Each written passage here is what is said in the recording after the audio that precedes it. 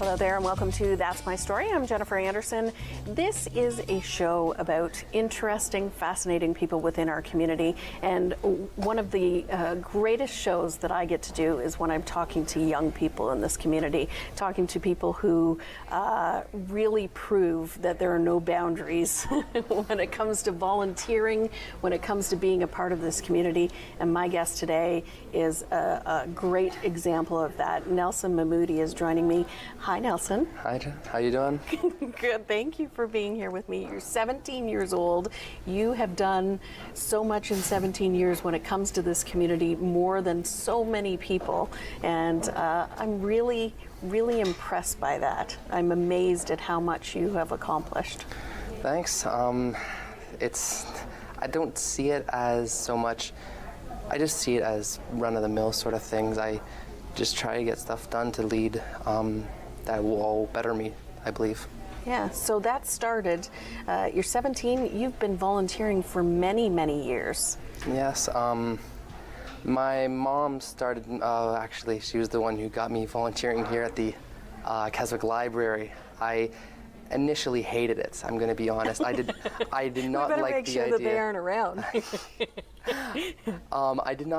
I didn't like giving up my Thursday nights just because I wanted to be with friends, but it took a week until I really liked working here. The people I was working with, some of them I knew, some of them I didn't, but they all in the end became friends of mine. Why start here? What did your mom see? Was it a love of reading? Was it, being with people who had similar interests as you? Well, she's always loved the library. Actually, no, as a family, we all love the library. It's a great community space for all of us. And when I was younger, and even now, because just due to school, we come here a lot to rent out books, whether for pleasure or for work. And so I believe because this, as I said, this is a really good community place. We all come together, people of all shapes and sizes. And I think it's just viewed as a really good place for me to start out with volunteering and get to know the community, and for the community to get to know me. Right. Now, how old were you when you started here? That was grade 7, so I was 14 when I entered high school, 12, 13-ish. Right. Right, and you were doing, so when you went to Keswick Public School, yes. Right? So to volunteer here, to be a lunch monitor, all of those things kind of shaped that volunteering for you? Yes, and actually now that you bring up Keswick Public School, that is the French immersion school within our town, and it was the French that, alongside my mom's love for the library, that got me here, because they needed people to read French to the students, and there was a lack of French speakers. So Joe Scott, one of the child youth librarians here, she asked my mom, and that's how my mom got to do it. And the French I love the language, and so now that I look back, when I got to use it outside of the classroom, because none of my family speaks French, now that I got to use it outside the classroom, it was very beneficial. Right. To be able to be here and be with other kids and teach them. And a lot of the students, or rather people who would come, the participants of the reading circle, I recognized from my school. My school was small. We had, I believe, 350 bodies in this whole school. That's including staff. So you got to know everyone, and right. Thus seeing the kids here, I knew all of them. And so not only was I just talking to them through the books, I was talking to them just as friends. Right. You've mentioned your mom a couple of times. I know when you were younger, your mom fell ill. Yes. And that had a really big impact on you. It did. She came down with this illness called Guillain-Barré syndrome, and it paralyzes the body. And with that, we had not only did we have one less I had one less working parent, which put us into financial troubles. We just had one less parent around the house. For 3 months, my mother was gone in the hospital.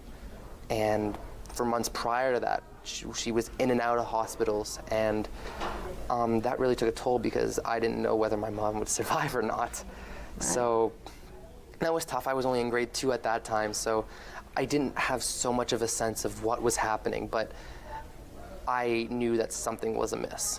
And so that's definitely I wouldn't say put a strain, but it made life more difficult at the time. I remember waking up at 2 o'clock in the morning because my parents had to go to the hospital and I had to go stay at the neighbor's house for the evening. Right. So it shaped me, I would say, because and also actually shaped my entire family, because we knew that it did kick us down, but we did get back up.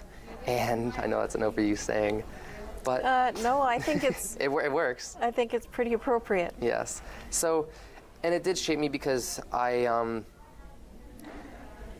it really gave me a sense of, we were that close to possibly losing my mother, and so I really wanted to do a lot more, because I know that I could be possibly that close.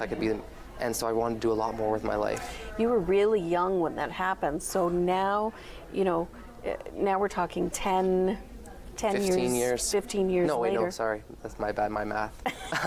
I'm thinking grade 2 to 17, yes. So about 10 years later, yeah. It really, is it something that still kind of shapes the direction to giving back, to living one day at a time, to living in the moment? Giving back, definitely. Through that time and the years later, like the years after the event, a lot of people had helped us.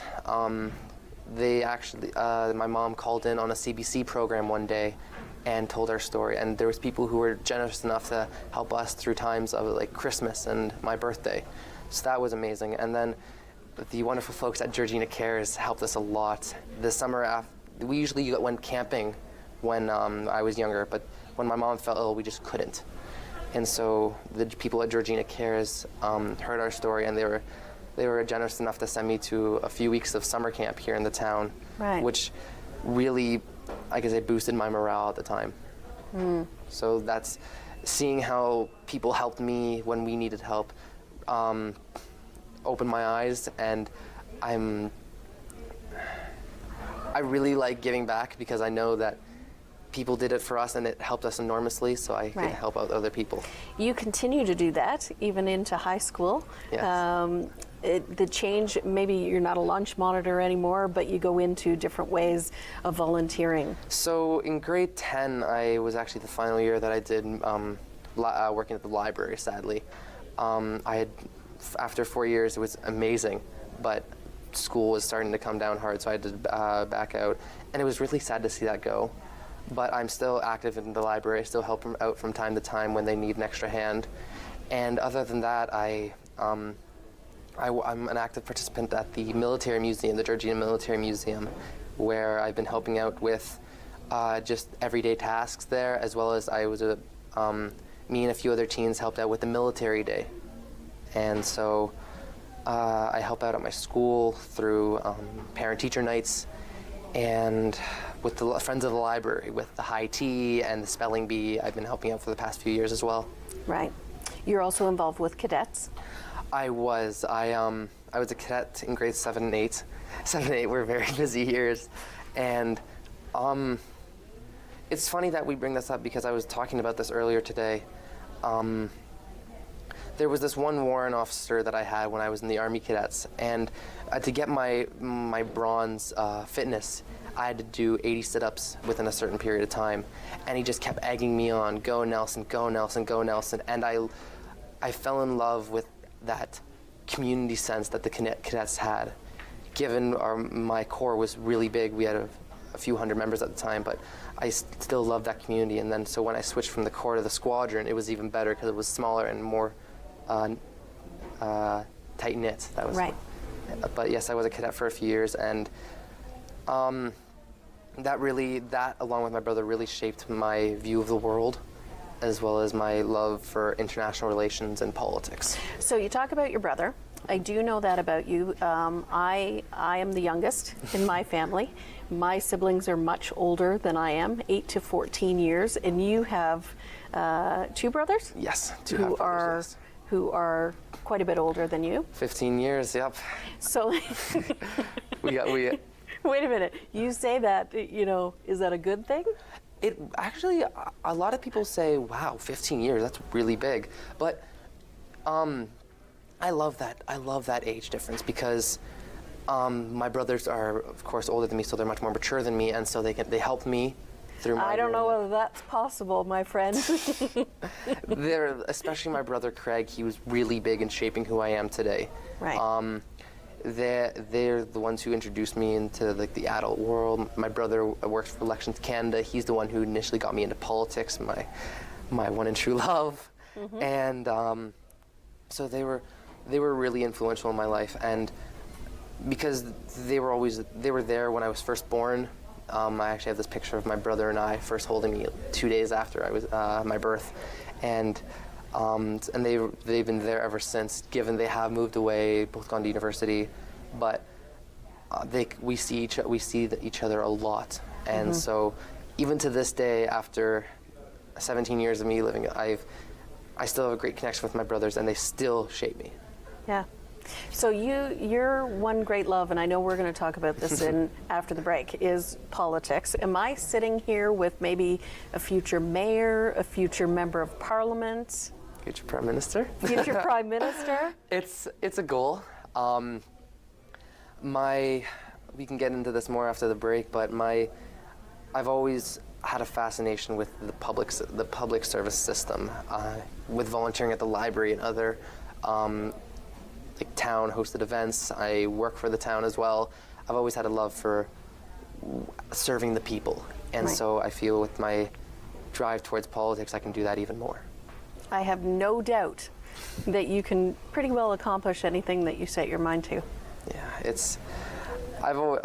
my brothers have always joked about how even if Nelson has like an idea, if you can tell him no, but if he wants to pursue it and he thinks it's the right, he will go and do it.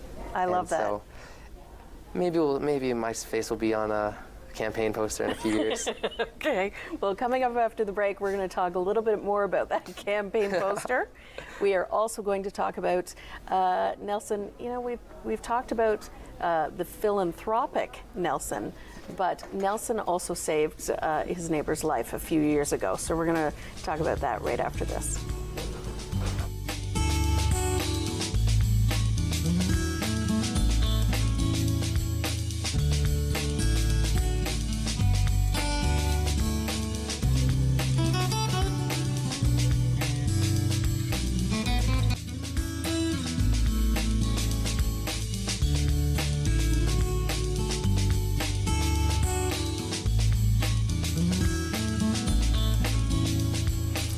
Welcome back to That's My Story. I am here with Nelson Mahmoudi, and I love being here. I love talking to Nelson because he is the true epitome of what community and giving back is all about. It came as no surprise a few years back when I was looking at The Advocate, and I saw your smiling face because you had helped save the life of your neighbor. Yes. Can you tell me a little bit about, let's go back to that time.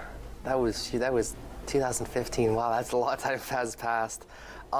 So, as the story goes, what happened? I was lying in bed one night and I was just reading, and I heard a yelling coming from outside. And at this point, we were used to it. My neighbor liked to feed the cats in the neighborhood and some of the raccoons, so she put bread out on her porch. So we were used to that. But something just didn't feel right. So I go outside and I'm like, Mom, our neighbor's yelling again. I open the door and all we hear is, help me, help me, help me. I grab my coat, throw on the quickest shoes I can find, and I run out there, and she was on the ground outside of her door. What it turns out has happened that she was taking out her garbage and she had slipped and fallen and she just couldn't get back up, and she'd been out there for about an hour and a half until I heard her. Wow. Yeah, I was surprised myself when she was telling me. I was like, wow, that's a long time. And so I threw my coat on her and it was cold. Oh, it was one of the coldest nights in January, yes. I remember after I took off my coat, I put my coat on top of her just to give her that extra layer of warmth. I was cold then. I had just come inside from a warm house. So I had my phone on me, so I called 911. I run down the street and I go grab my neighbors, the ones who I knew would be home. And we all come back, and I get the ambulance, and ambulance comes, we all get her inside. And just due to the way I acted and whatnot, I was credited with saving her life. That moment must have been overwhelming. I just, when I was in that moment, I just did what I thought on my feet pretty much. I didn't ponder. I just thought, okay, out in the cold, what does she need? Warmth. Can't get up. Probably maybe broke something. Need an ambulance. All right. So it just quick logical thoughts that I knew would most likely in the end benefit the whole situation as a whole. Right. You're so methodical in that thought process, right? Some people would panic. You didn't panic. It was scary, yes. But there's no really time for freaking out in a situation like that because, again, my mom and I were the only two ones there. Right. I hadn't gone to get my neighbors yet. So, and after finding out that she'd been out there for an hour and a half, I was glad I didn't just stop and panic and try and think, what do I do? What do I do? Right. So, I'm glad I didn't stop.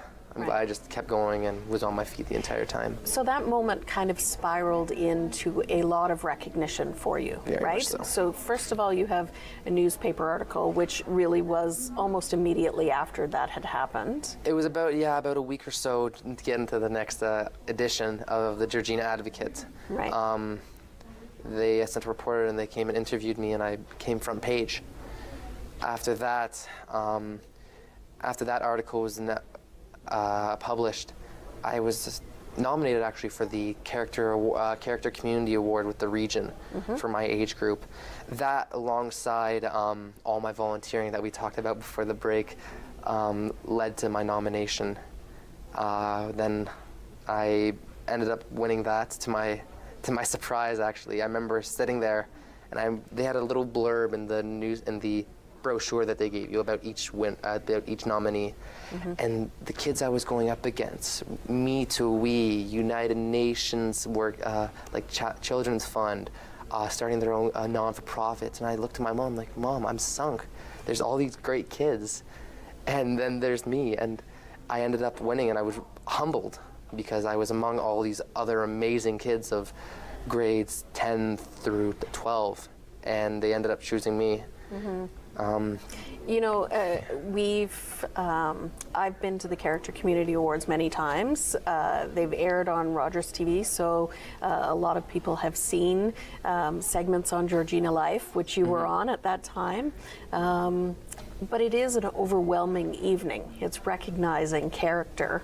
Well, the people were with were incredible people. If my memory serves me well, the person who won like Character of the Year was this kid who had saved his dad who fell into a well, and he ran door to door trying to get someone to call police. So being in the same room as this phenomenal young boy was incredible. And then, as I was saying, all the other people in my category were amazing people. Right. That was. The awards are held in April of every year. Later on that year, you also won an award with the town. Yes, I was nominated for the Georgina Award of Volunteer Award of Merit. And that was incredible because that, again, as you said, in April I got the Character Award, and then I believe it was in October or September I won the Volunteer Award of Merit. And being recognized by the town really meant a lot because I had volunteered a lot with the town and I love doing it. And so, and the town, as the council who presented the awards at the time, the town loves me. But yeah, so the two-peat there was really nice. And I love the two-peat. I love the term. Well, it is what it is. And I love this town, and so being there, I was actually the volunteer of the year. The person of the year for the town was former councillor Ken Hackenbrook. And so, and hearing what he has done, again, just like at the Character Award, was incredible. Just being there with him and being standing alongside him. Yeah, you're right about that. You just said you love this town. The work that you are doing, you have 2 jobs right now. Yes. They're very active in the community as well, similar to your volunteer work. Yes, I used to be a soccer referee with Lake Simcoe, and now I do it all over the region, and progressing to do it all over the province. I absolutely love that job. I love the whole aspect of soccer and I'm having trouble describing my emotions of how much I adore my job. And soccer's really being a big part of my family. My dad used to be a high-level ref and an award-winning coach and a cup-winning coach. So soccer's been really big, and so now that I get to work in it and just being on the field and in the action, and I really like that sense of for lack of a better word, control, because you are in control of the game, and you are there to enforce the laws of the game. You're a rules guy, aren't you? I guess some could consider me that, yes. My friends at my second job at the Rock, I'm a ski instructor, they nickname me Officer Nelson. But just like my refereeing, my ski instructing job at the Rock, I fell in love with it as soon as my first time on the hill. Helping? Are you helping kids? So I started out with just volunteering as a ski instructor with one of the former ski instructors, Dallas, and then it progressed to me becoming a ski instructor myself. And so this is going to be my third season now. I've been teaching kids of all ages. Right. From 2 to, I think my oldest was 16 last year, how to ski. Right. And as you said, the rules, but as well, I love teaching. Seeing my skills, the ones that how I've been skiing since I was 9 years old, and what I've been taught, being passed down to, I guess you could say, the new generation of skiers. Right. I really like that, and I love being on the hills. So 2018 for you will be less about teaching, will be more about being a student. You're heading to Ottawa, right? Yep. As my lapel pin shows, I've been accepted into the University of Ottawa. So, as you said, it will be less about teaching and more about the learning. What can I say? I fell in love with the university as soon as I saw it. It's in our nation's capital, and that has to give extra brownie points. Oh, definitely. They brag actually about how many students they have working in the ministries, in the House of Commons, as pages, as tour guides. And so, yes, you said that's more brownie points for them. And it also helps, they are the French immersion university, sorry. So, check. And I'm always seeing their professors being interviewed on news channels, papers, magazines, so gives them extra credit. So early acceptance for your second. Yes, my top 2 choices are at Ottawa, and I got accepted into a philosophy and political science program, and I'm under evaluation still, but I have a good feeling about this for a 6-year law political science program. That's French immersion, actually. So that will really help out. The 6 years, you do your first 2 years of English political studies, your 3rd and 4th year of English political studies and French common law, and then your 5th and 6th year of French common law, and you graduate with your bachelor's degree, but as well with your Juris Doctor. So as long as you write the bar and do your articling, you're now a lawyer. In 6 years. In 6 years, so you saved 2 years. Does that frighten you? Is that exciting? Because a lot of people would look at that and be completely overwhelmed. Well, I can't wait. I'm really excited for university. I'm glad that I get to shave a few years off my overall time compared to if I just did normal law school.